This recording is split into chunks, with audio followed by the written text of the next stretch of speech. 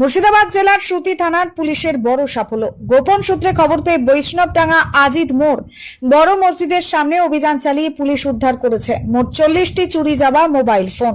Police সূত্রে জানা গিয়েছে, উদ্ধার হওয়া মোবাইল ফোনগুলির মধ্যে রয়েছে বিভিন্ন ব্র্যান্ড, বিভিন্ন মডেল এবং বিভিন্ন রঙের মোবাইল। এই ঘটনায় মন্টু মহালদার নামে এক যুবককে গ্রেপ্তার করা হয়েছে। ধৃতের বাড়ি সুতি থানার দাহারপাড়া এলাকার পুরানা খান বাড়ি গ্রামে।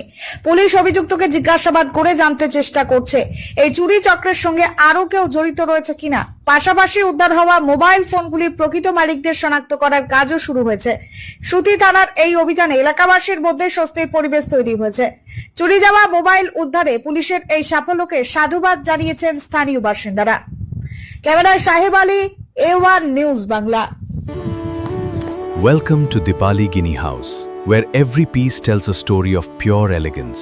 Dipali Guinea House. Integrity is our only asset.